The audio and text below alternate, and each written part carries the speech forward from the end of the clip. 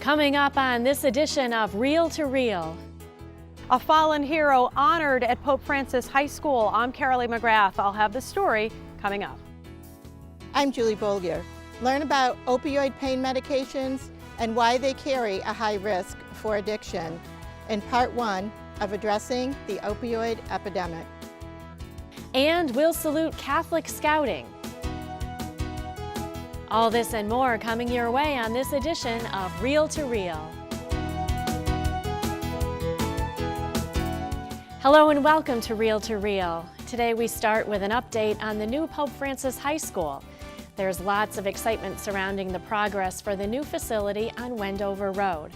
Back in September, there was the groundbreaking ceremony, and this past week, coinciding with Veterans Day, a special dedication to the Sullivan family.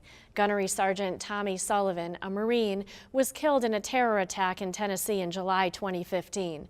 Sullivan was a graduate of the former Cathedral High School. Carolee McGrath brings us up to speed on all that's happening at the site of the future Pope Francis High School. We honor our veterans in your name. We thank you as we thank them for their sacrifice.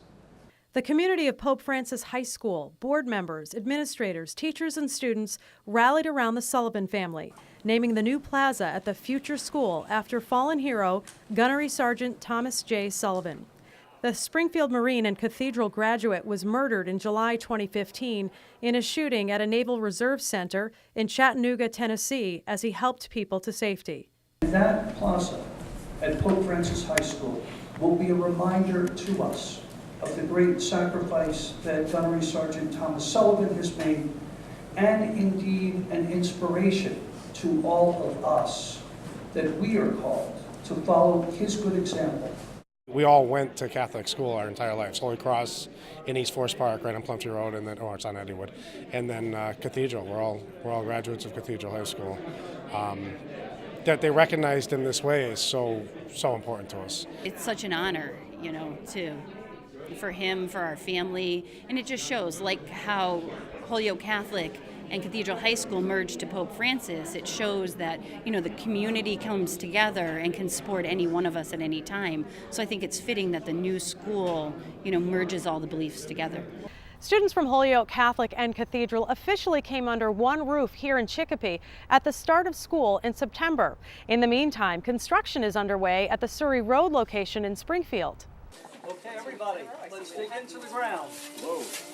In September, a groundbreaking ceremony was held, marking a new chapter in Catholic education in Springfield. I'm thrilled. I think everybody that was here today is thrilled. It's been a long road since June 1st of 2011, and we got here in unity, working hard together, getting over the bumps, and moving forward to a new day for Catholic education here in the diocese. And like I mentioned earlier, it's no doubt going to be as powerful a presence in the community as the two legacy schools. The 2011 tornado severely damaged the former Cathedral High School in Springfield and the surrounding East Forest Park neighborhood. The merger was announced last year, and the Springfield location was chosen. In October, construction began at the site to ensure the building will be ready for students for the start of school in 2018. Braden Brown, a senior at Pope Francis, has been a member of the merger committee. It was great to see the culmination of everything coming together, being on the merger committee and everything. To see the school finally come together and break ground is just a huge day. Congressman Richard Neal, who sent his 4 children to Cathedral High School and who taught there, helped the diocese secure funds from the Federal Emergency Management Agency, or FEMA, to rebuild. Well, this is an unambiguous moment. I think that this debate, which went on for a long period of time, concludes today with the groundbreaking. I also think it calls attention to the national principle, and that is when there's a hurricane or a tornado, it might not be in the particular part of the country we live in, but we all come to the aid of members of the American family. And there's a very handsome contribution here that FEMA made, almost $40 million, to make sure that this day came about. Sister of St. Joseph Maxine Schneider took part in the ceremony. Sister Schneider, the president of the Sisters of St. Joseph of Springfield, says her community has a long, proud history dating back to Cathedral's founding in 1883 of teaching students throughout the diocese. She says she's happy about the endowment fund, which will offer tuition assistance to families who need it. You know, for decades, so many of us, when we were students ourselves, came to Catholic schools tuition-free. And it's done wonderful things. But we believe truly that education has the power not just to change the life of an individual, but as someone once said to me, to change the story of an entire family. And with the Gunnery Sergeant Thomas J. Sullivan Memorial Alumni Plaza, students at Pope Francis High School for years to come will understand perhaps better the sacrificial love of Jesus and his followers. Reporting for Reel to Reel, I'm Carolee McGrath. The school is scheduled to be ready for the fall of 2018. Meanwhile, the student body has successfully merged at the temporary location in Chicopee. Our next story deals with a more troubling trend in our area and across the United States. Opioid addiction is a critical concern throughout our nation. Healthcare workers believe that prescription medication can be a gateway drug to heroin addiction. Reporter Julie Bollier tells us now how the opioid epidemic is affecting Western Massachusetts and what the faith community is doing to help. Opioid addiction can start out in an innocent way, like receiving an opioid pain medication after a serious injury or operation. Well-known medications like Percocet, oxycodone, Vicodin, morphine, and Tylenol with codeine all contain opioid pain blockers. One local parent says her son started smoking marijuana at age 12 and later started using opioids with other teens in his high school. I believe it was rampant in his school. Maybe some peer pressure, coping with learning problems, trying to just be one of the regular kids. I don't know. The faith-based nurses at Sacred Heart Parish in Feeding Hills are part of the Faith Community Nursing Program started by Mercy Medical Center. Deb Bryan-Sesko says her parish is taking a proactive approach. 2 informational sessions, one for adults and one for youths 11 through 21, conducted by the Center for Human Development, or CHD, were open to the community and held at the church. They used to say it was 1 in 3 families. It's every single family now. It touched my family with my nephew Sean, who, because of drugs, hung himself and will unfortunately spend the rest of his natural life in a long-term care facility because of widespread brain damage. And this is where it can lead these kids. This is what propelled me to bring this topic to my parish. Is it possible that opioid addiction is that widespread here in the Diocese of Springfield?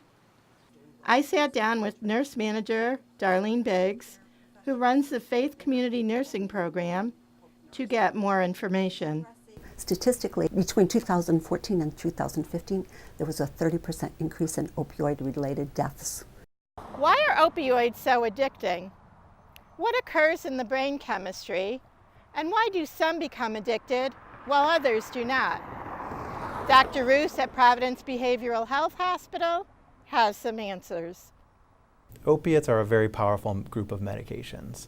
Opiates are a class of medications that have been around for a very long time for the purposes of treating pain. But one of the properties that they have that can make them so addictive or have such a potential for addiction in certain individuals is that they will activate the brain's reward system in a very powerful way. And so with repeated exposure to opioids, the brain becomes used to that exposure, and then when that opiate is no longer available, it can result in a very powerful withdrawal syndrome.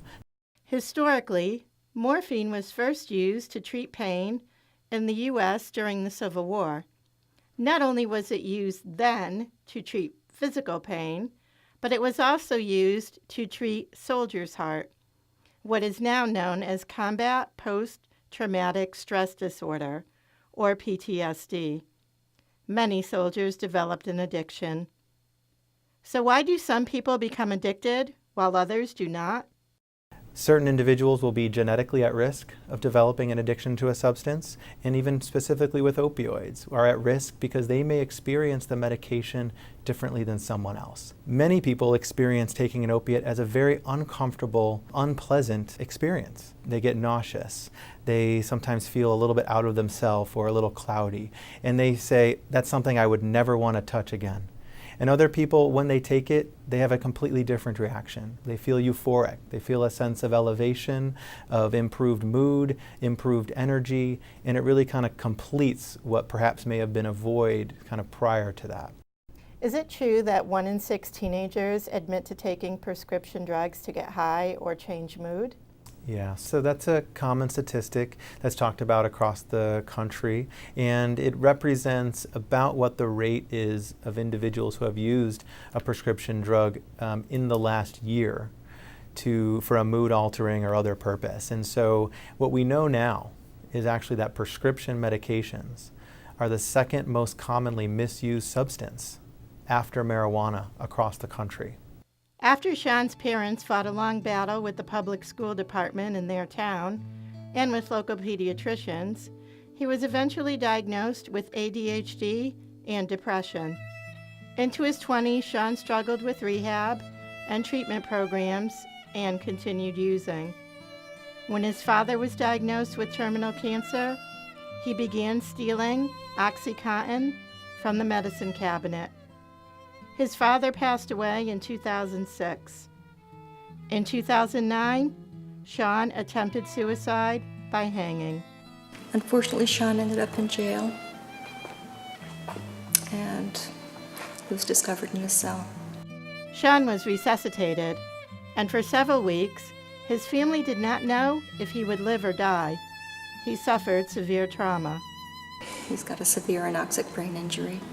He's quadriplegic, he has a G-tube and a trach, and he's totally dependent upon everybody for everything in his life.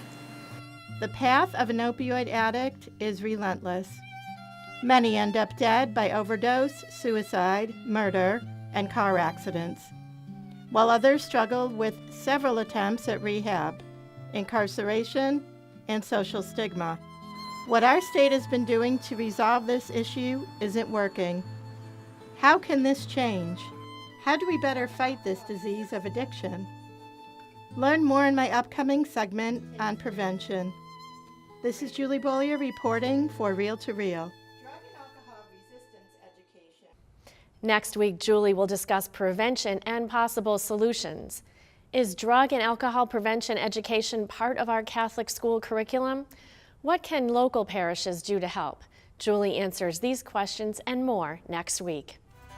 We have much more coming your way today on Real to Real, including Kathleen Harrington with a story of a parish Girl Scout troop putting faith into action. We highlight Catholic Scouting coming up today on the second half of Real to Real.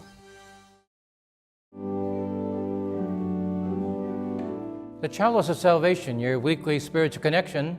I'm Passionist Brother Terrence Gale in your Chalice house, inviting you to take time out of your busy days and join us Sunday morning at 10. We welcome Bishop Mitchell Rosansky as our Mass presider in thanksgiving for all those who gave to this year's annual Catholic Appeal.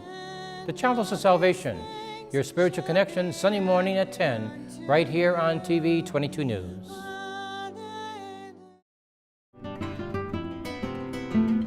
Travel next summer with Bishop Mitchell Rosansky and Catholic Communications to Fatima, Portugal to mark the centennial of the Blessed Mother's apparitions. Departing July 17th, this 10-day pilgrimage will visit 3 major European Catholic heritage sites, beginning at Fatima, where you will walk in the footsteps of the 3 young children to whom Mary appeared a century ago. Witness firsthand the great faith of the Portuguese people and the beauty of the land. See how Mary's message still inspires. From there, we'll head to Santiago de Compostela, Spain, where the remains of St. James are buried. Mass will be celebrated in the magnificent cathedral, taking in the sights and sounds of beautiful northern Spain. Our journey will conclude in Lourdes, France, Europe's other great Marian shrine, where the faith has been celebrated for over 150 years. Each day, Bishop Rosansky, assisted by Father Gary Daly, will offer Mass. For more information on this trip, log on to iobserve.org or call 413-452-0670 for a brochure. Renew your faith in 2017. Join Bishop Rosansky and Father Daly for this great spiritual opportunity. Don't miss out.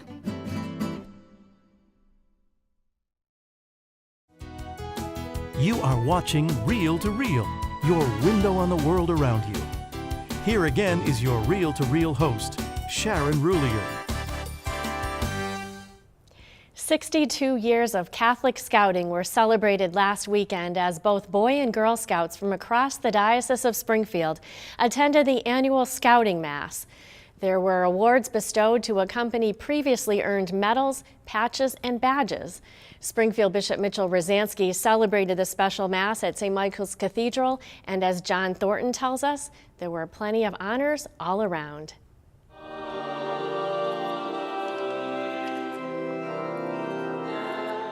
On Sunday, November 6th, St. Michael's Cathedral in Springfield hosted the 62nd Annual Catholic Scouting Awards.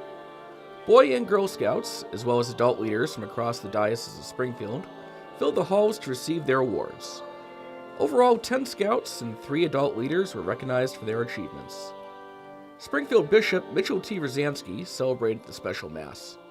He explained what this event meant to him.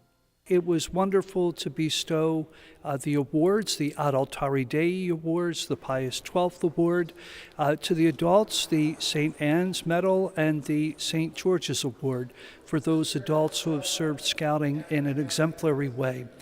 And as we gathered around for Mass, we also reflected on how much scouting reflects our Catholic values in life, the ability to appreciate God's presence in nature, to look out for the other, to look beyond oneself and see really how God puts our gifts to use, not only for us, but for others.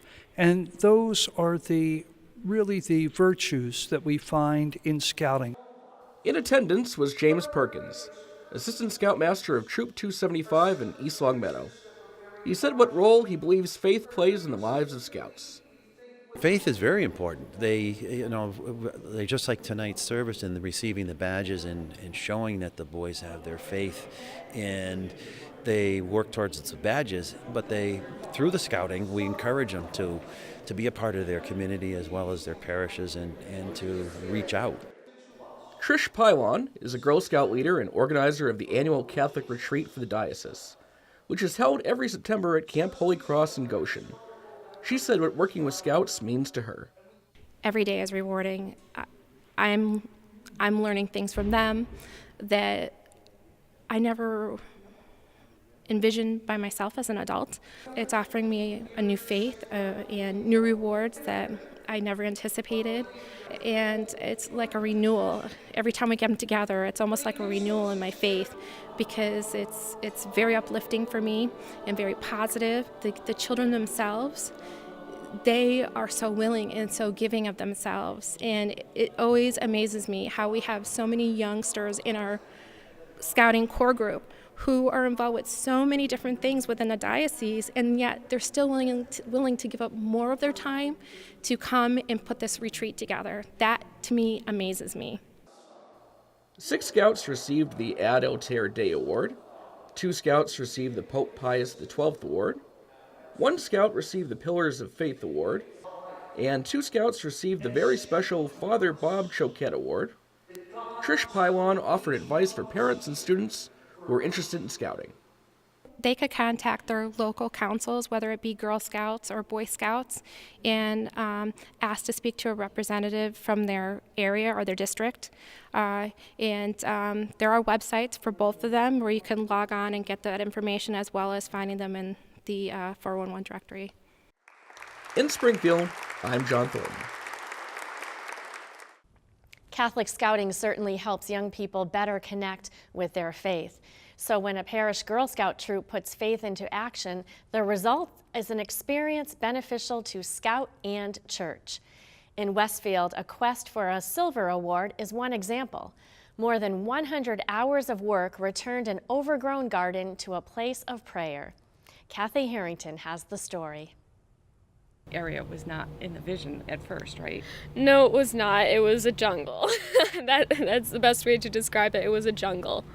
This was the St. Francis Garden at Our Lady of the Blessed Sacrament Church in Westfield. The patron saint of the ecology and animals is said to have tamed even wild animals by his powerful presence. Instead of a miracle, it took a Girl Scout to tame and transform the garden. And Morgan O'Connor earned the prestigious Silver Award for her efforts. Originally, it was my main point of action was replacing the statue, but it turned out that was just the smallest part of it in the end. When the pastor, Father Dan Pekalik, suggested renovating the whole garden, Morgan got to work. I put together a team based on who I already knew and who I thought would be a tremendous help with my project. She didn't have to look very far. She wanted to make the space look nicer not only for the parishioners, but for all the visitors that come. Pat O'Connor is one of the leaders of the Girl Scout troop.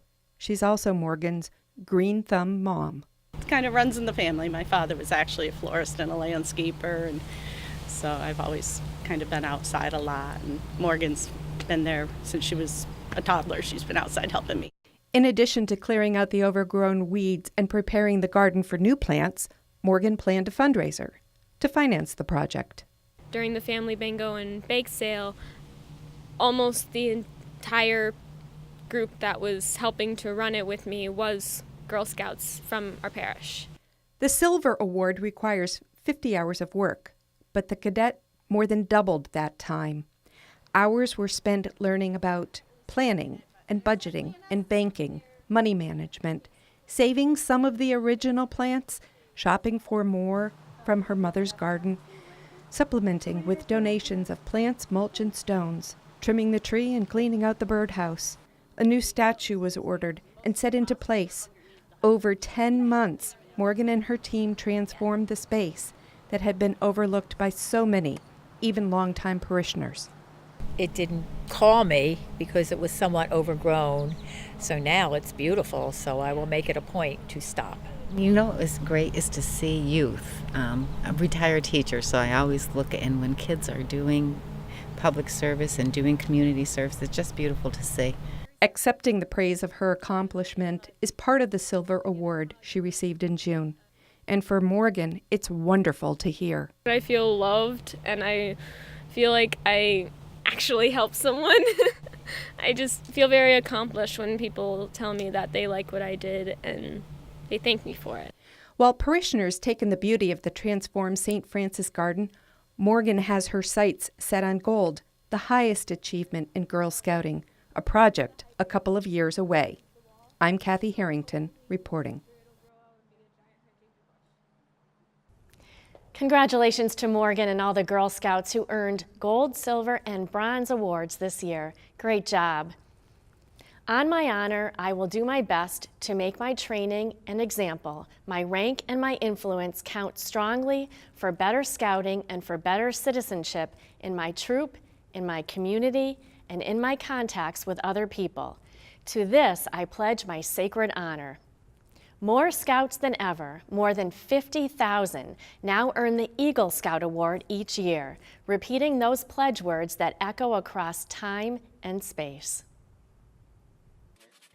16-year-old Trey Weir, a Boy Scout from St. Mary's Parish in Longmeadow, has earned 27 merit badges, achieved 6 ranks, been on multiple camping trips, passed boards of review, has held leadership positions in the troop, and continues to uphold the principles associated with being in the Boy Scouts of America. And in addition, this young Catholic Scout is in the process of completing something only 5% of Boy Scouts ever do, the rank of Eagle Scout. To attain this goal, a scout must complete a large service project, raise funds, design and see to the building of the project, and donate it to an organization in the community that will benefit from it. Troy and his family last year moved to Longmeadow from California. He was a scout there and attended Catholic middle school from 5th through 8th grade, which inspired an idea for his Eagle Scout project. One thing I noticed there that they had in every grade and every classroom was prayer tables. And when I moved here and I started going to confirmation classes at St. Mary's Academy, I noticed that they didn't have any in any of the classrooms, so I felt like I could have done something to change that. With his dad's help in designing a prayer table, Trey raised more than $1,100 in donations to purchase the supplies. I used poplar wood for the tables.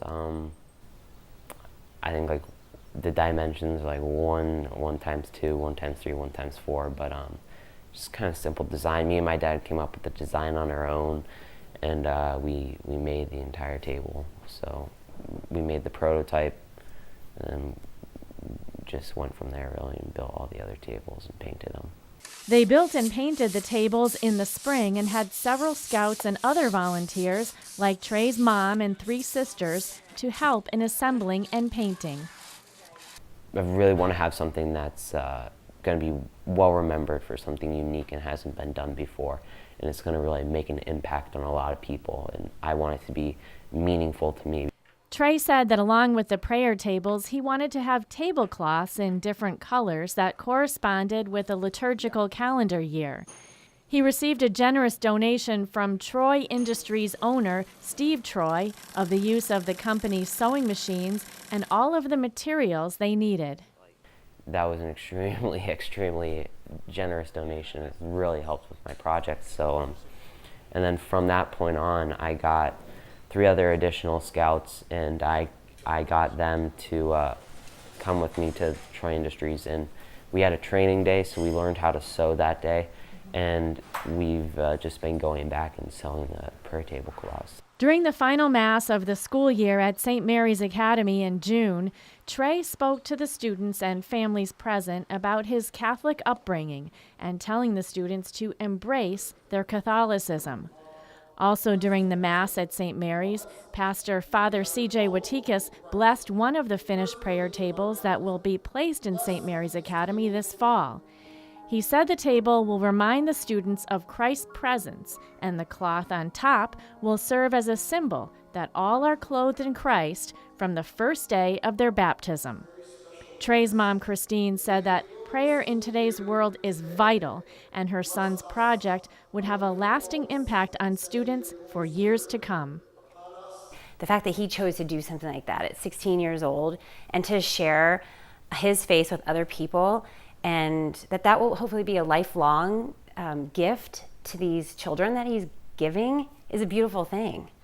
And if at the end of the day, as a mom, I can give that to my son and then he passes that along,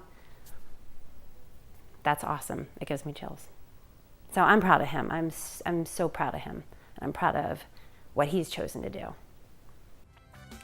Congratulations to Trey, as he did earn his Eagle Scout Award, and the prayer tables are now all set up in the classrooms of St. Mary's Academy. A job well done. And we should also mention that St. Mary's Academy will be marking a big anniversary in 2017.